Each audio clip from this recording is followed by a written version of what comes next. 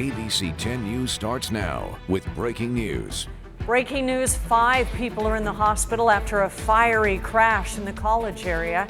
Several cars destroyed after a car ran a red light, then caught on fire at 70th and El Cajon Boulevard.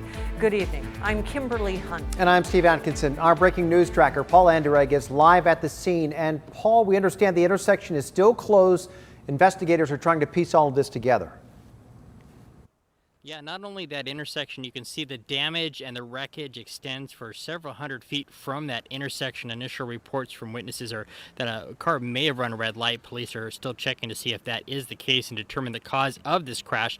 And again, one of those cars, this one right here, actually burst into flames, and several people actually that were witnessing this car burning with people trapped inside rushed over to try to save them. Let's hear from one of those people right now.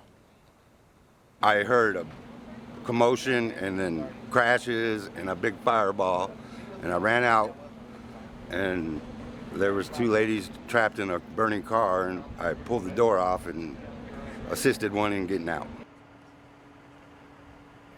So as those people were being pulled out, other people ran over to other cars, wreckage just strewn everywhere. Again, at least 5 victims have been taken to the hospital. We don't know the full extent of all their injuries. They're still waiting to hear from the hospital on how serious those injuries are. Right now, El Cajon Boulevard between 70th and about 71st is going to be closed down for the next few hours while they continue to just deal with this extreme mess and try to figure out exactly what caused it. If we can come back out here live, again, you can just see the damage and the pieces of vehicle just strewn everywhere here in the college area. We're going to stay on scene here and try to gather more information for you and bring it to you on ABC 10 News this morning. A disturbing crash. Thank you for the update, Paul. Now to the latest in the fight against the Valley Fire. It's burned 17,665 acres. It's now 27% contained. 26 homes were destroyed, 25 outbuildings. Mandatory evacuation orders are still in place for Lawson Valley, Hopatool Valley, Lyons Valley, and Carve Acre. But a little good news, some residents now get to go home. So let's begin our team coverage with our ABC 10 News reporter Anthony Purra, who spoke with people who are able to return home tonight. There have been a lot of people eager to get home since they had to evacuate this weekend, many of them turning to this evacuation site for help. Since Saturday, RVs and trailers have started claiming their spots in the parking lot of Steel Canyon High School, now turned into a Red Cross evacuation site during the Valley Fire.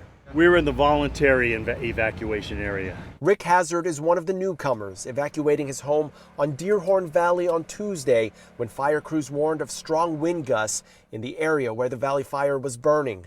If the winds would have picked up in the direction that they were coming, looked like we were in the line of the fire. Firefighters were bracing for the potentially devastating Santa Ana winds, but the event ended up weaker than they feared.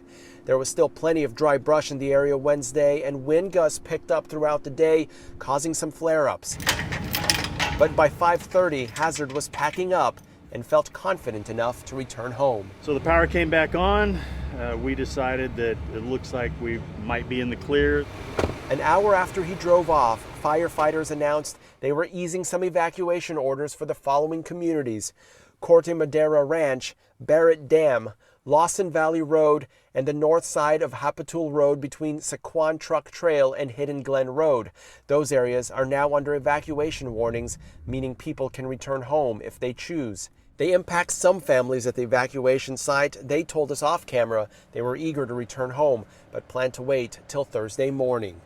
Anthony Purra, ABC 10 News. And power has been restored to more than half of the nearly 4,000 people left without electricity because of the Valley Fire. SDG&E is working to repair outages in Dehesa, Alpine, Campo, Hamul, and Barrett Lake. The utility says as of now, about 80 to 90 power poles need to be replaced. SDG&E says 63 of the poles are located in rough terrain, which means about 400 of those customers could be without power until Sunday. The red flag warning was canceled early today, which is great news for firefighters. Meteorologist Angelica Campos is joining us now live with a look at the current conditions. Angelica? Hi, Kim. Thankfully, the worst of the winds pretty much ended around 7 a.m. this morning, and then they continuously got better through the afternoon. Now tonight is definitely better out there. The humidity is up, the temperatures are down, and the winds are almost absent, so almost no wind out there. The temperature is now down to 63 degrees. That certainly will help things out, and the humidity is up to 89%. Now we really call that improvement.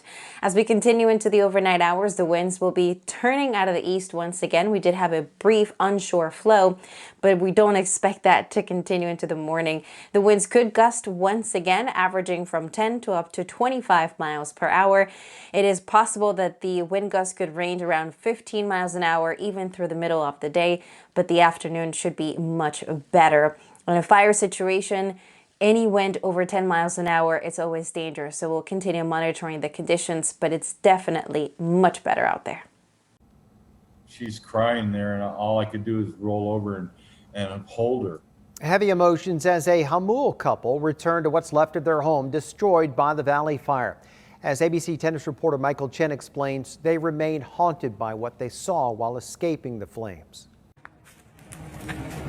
This, the view from the backyard of Irving and Anita Beeman's home on West Boundary Truck Trail as the Valley Fire announced its presence late Saturday afternoon. The smoke was blowing it straight over the top of our house, so I knew we were in real big trouble. The fire seemed a good 4 to 5 miles away, but that changed quickly. Flames 100 to 200 feet tall. 15 seconds, it went over a quarter mile. Irving scrambled to a ridge and peered over. It virtually looked like a waterfall of fire coming down from the top of the ridge to the bottom of the valley. Anita left first, Irving soon after. This is what he saw as he drove off after they loaded up a truck bed full of belongings. This haunting photo shows his property as it began to burn. We watched it catch fire and then we just tore out of there. The next day, the couple got back to their property. Their fears realized. Their home of 20 years, no more. One of their trucks and their son's van, now charred metal. I was devastated. I was hoping that my house was going to be okay. Buried in the remains of their home were boxes containing the ashes of Anita's parents. In the rush, it didn't get packed. Like in the middle of the night, and you think of the things that are gone. You know, things you couldn't save. Yeah, I would wake up and I could just tell that she was restless, and I would look over and she was crying, so I would just roll over and hug her. They'll continue to lean on each other as they begin their long road to recovery. It's going to be real tough to rebuild, but we're going to. Michael Chen, ABC 10 News. Good news is the couple's home was insured, and a GoFundMe campaign has been set up to help them rebuild. There is a link on our homepage at 10news.com. You can stay on top of any new developments with the Valley Fire by downloading the 10 News mobile app. A free version is available in the App Store. Fires across California, Oregon, and Washington have turned deadly, killing at least 7 people. The Bear Fire in Butte County left utter devastation in its wake, killing 3 people. In San Francisco, a smoky orange sky blanketed the city, leaving residents in a time warp throughout the day. And the Dolan Fire, burning in Monterey County, doubled in size to more than 94,000 acres. It's only 26% contained. It's not just California. Oregon is also dealing with unrelenting wildfires. This could be the greatest loss of human lives and property due to wildfire in our state's history. Some fires are so dangerous that firefighters are being forced to retreat. Hundreds of homes have burned and tens of thousands of people are evacuating. Our COVID case rate in San Diego County is increasing again, meaning that the county could move into a lower, more restrictive tier. However, county officials say the state is not getting all of our data. As ABC 10 News reporter Laura Acevedo shows us, moving into that more restrictive tier won't happen overnight.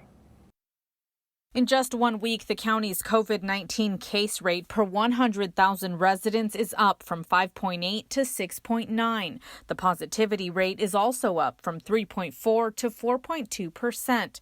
These two numbers determine whether or not the county moves up or down on the state's new colored tier system.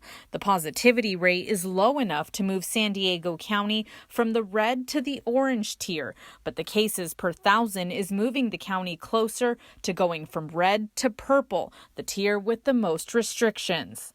If we go up 0.1%, that's 7. That would begin the clock counting on that higher tier. County officials addressed those concerns today, clearing up that moving up or down a tier wouldn't happen immediately. That in order to move from one tier to another, you need 2 consecutive weeks of data in that tier. Contributing to the higher case average and positivity rate, increasing positive cases among students at SDSU. Confirmed cases are now up to 440, with another 4 probable. Just last week, the campus had only 20 cases. So we had a stay-at-home order for students who are on campus. The county also says there is a discrepancy with testing data, saying the state is not getting the county's correct testing numbers. Dr. Wilma Wooten couldn't say how many tests aren't being recorded properly, but says the issue should be fixed in the next 2 weeks. The state is not getting all of our tests, and we know where some of those locations are, so we are working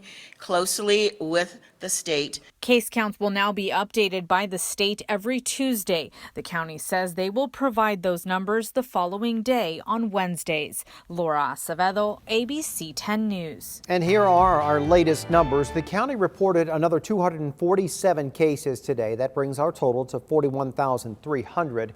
There were also 12 new deaths, bringing that total to 721. A major milestone reached in solving San Diego's homeless crisis.